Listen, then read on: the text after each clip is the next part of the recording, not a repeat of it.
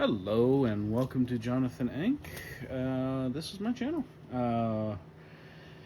I'm doing more sculpting today, more banging away on rocks, and that's just the sort of thing that I do here. Thank you for stopping by. Leave a like, comment, and subscribe if you'd like to boost the algorithm's approval of me.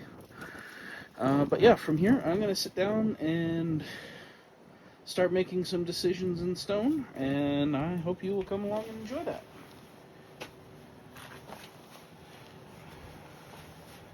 So, hopefully, my brain will keep up enough that we can talk, and I can speak loud enough that for the most part we hear each other.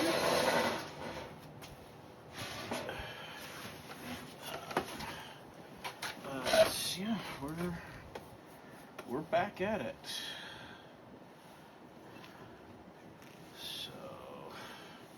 PPE, always remember, be as safe as you can.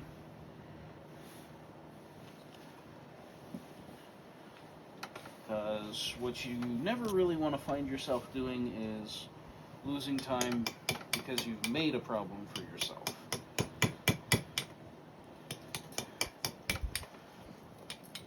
Accidents can and do happen with regularity, but some basic preparedness can go a long way to keeping you from getting shut down for too long.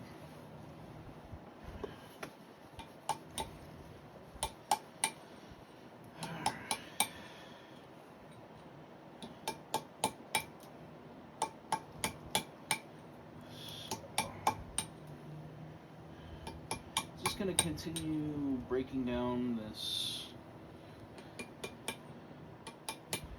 area. Hopefully the sun doesn't blow this out too much and you can see what I'm talking about, but this area is going to be a waveform that is very loosely connected to the head of the dragon, but I want to get in here and get as much of that removed before I get too much further, because then I really do need to come out here with a sketchbook and make sure that I am drawing with what I actually have here to work with to set the forms that I want this dragon to have that makes sense for what I've already removed and for where I want to go from there. Because if I can do that, I think we will all find this is going to be a much more impressive looking dragon when we're all said and done than if I keep putting together lots and lots of impulse corrections and carving and so on. But yeah, for now, and probably for quite some time to come, unless I start saving up these videos and kind of dump a big time lapse out there at once, it's going to be a somewhat slow work through with my point chisels here for a while yet, and then we'll get in with the next set of, I don't know why every time I sit down I can't remember what in the world they call these divided chisels, but basically those are the next step in terms of trying to refine the shape and keep the volumes under control, that sort of thing, but not really. It still allows for significant removal without and a significant amount of form finding compared to what you get when you start switching over to flat chisels. So here is my pencil. Okay. I'm going to go through. Alright. So I think you should be able to see this. Let me try and make it. But I am quite confident at this point that the corner that is here needs to go away no matter what I do, so that the head feels separated and a little bit forward of whatever I do with the rest of the body. So I'm going to get to the big bopper. We're just going to pop that off.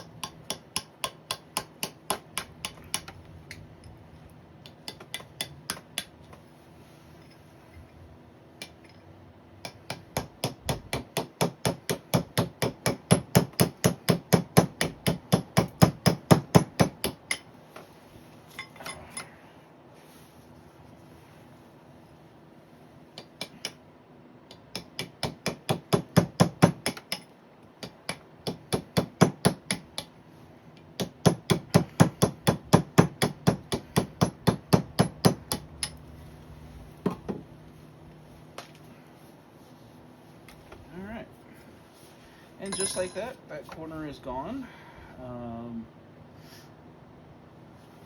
So I will probably leave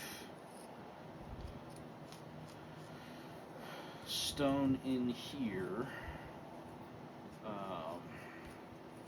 at least until I can sort out how I want the dragon. Like, one of the thoughts that I have been having is that the dragon's mouth, like, there will be an upper and a lower portion to it, and we'll have actually an open mouth like that. We'll see. Like I said, that's where I think I should soon get out here so I can accurately draw what I have here. Getting a good sense of the S shape that I've kind of put in here already, to see the things that I've already done here with the head of the dragon to set it apart,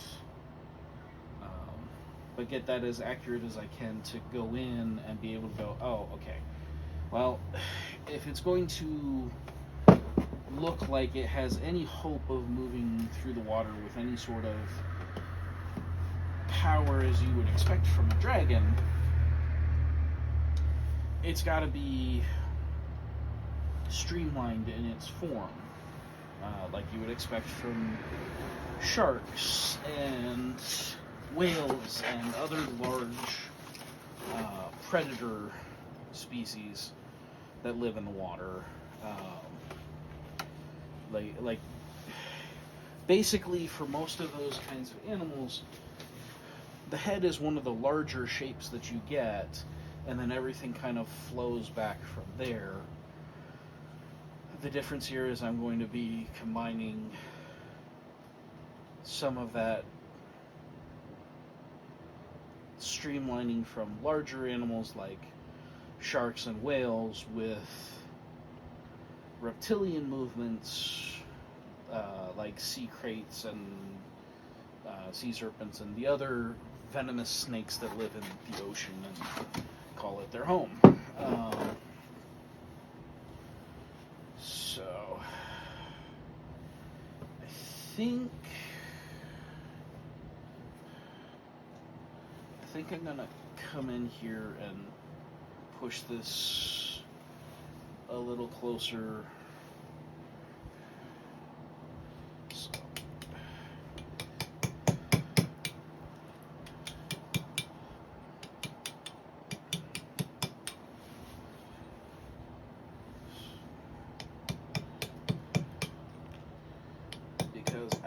a feeling that most of the body of the serpent is not going to come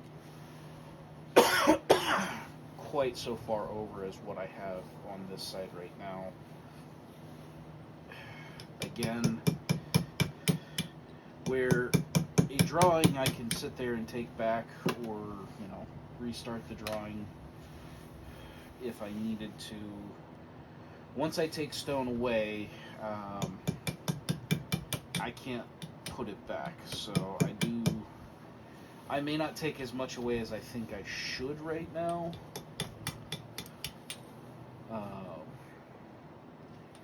Because I don't want to find out, I'd actually like to make a more significant curl with the body in this direction and then have it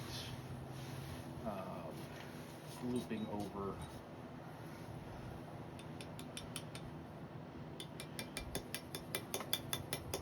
I'd be like, crap, I already took away too much stone to pull that off.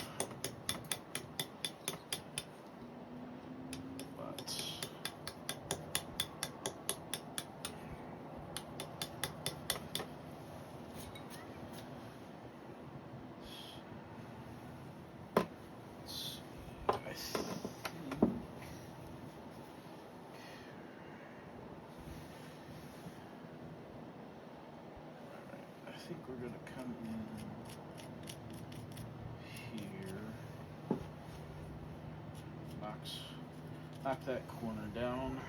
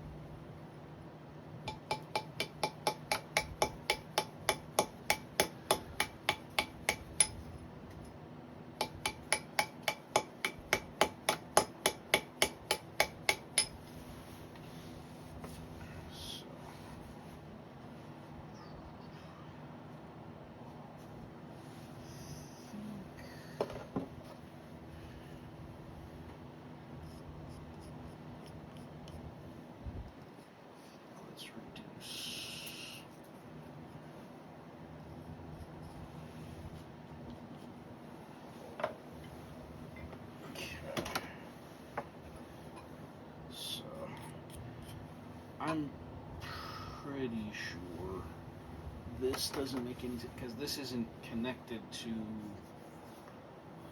where I might pull a waveform out.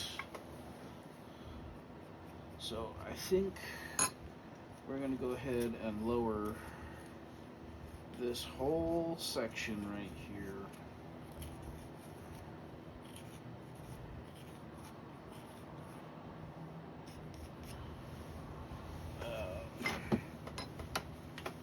To move forward, because I don't think it really makes a whole lot of sense.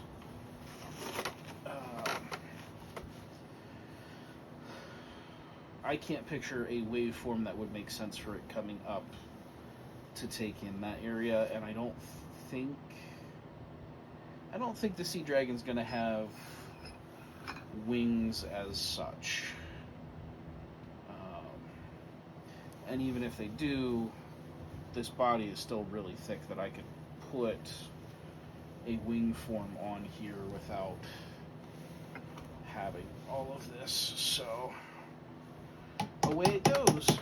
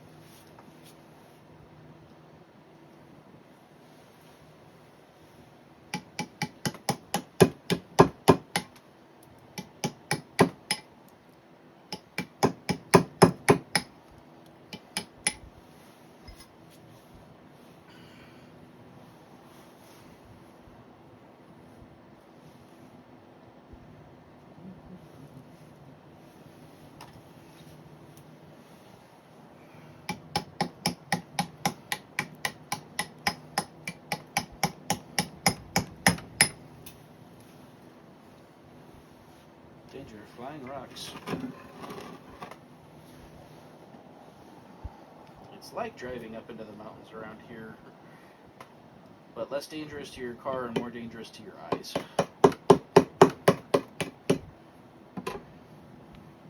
Because that won't take your car out right there. That's way too small. But if it goes flying in the right direction, your eye's not going to be happy about it.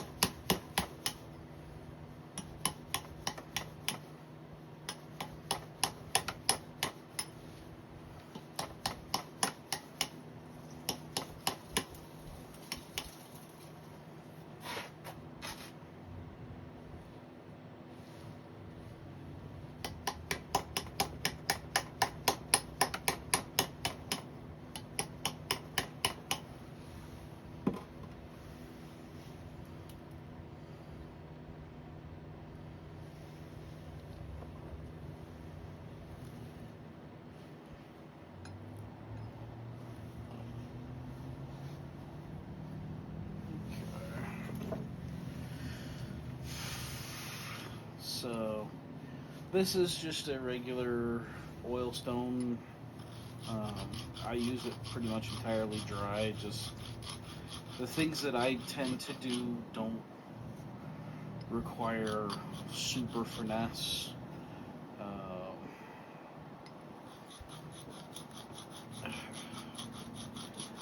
like having the corners on my point chisels relatively sharp because it allows me to make a much more definitive mark when I actually hit the rock. Right.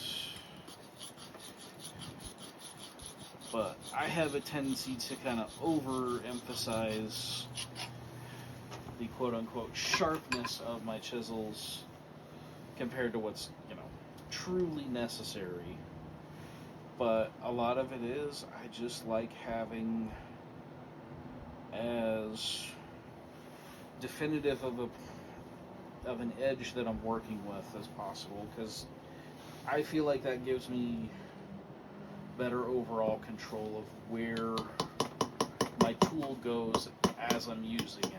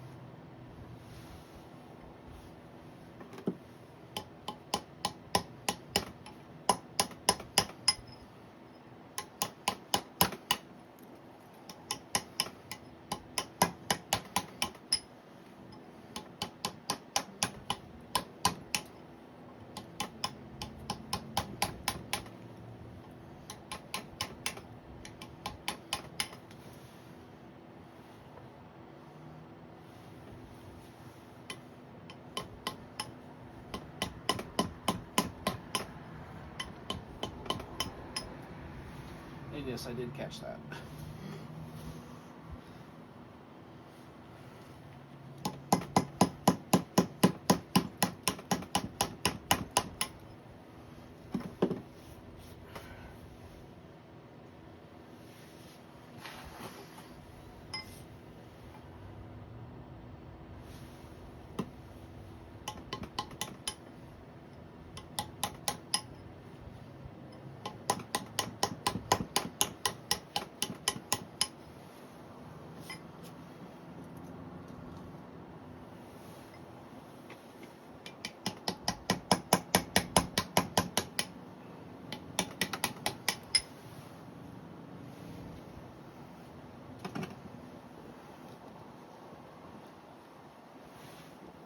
That's a nice little chip.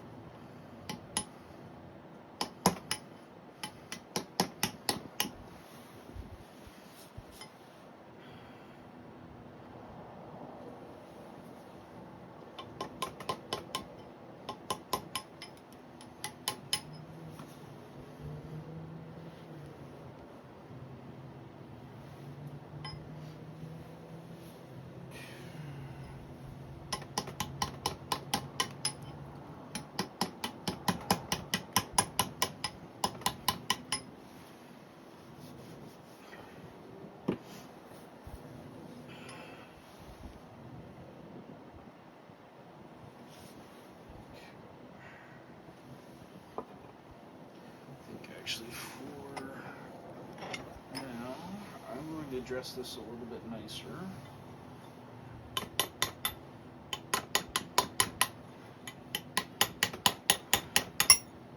Because it'll give me a bit more even surface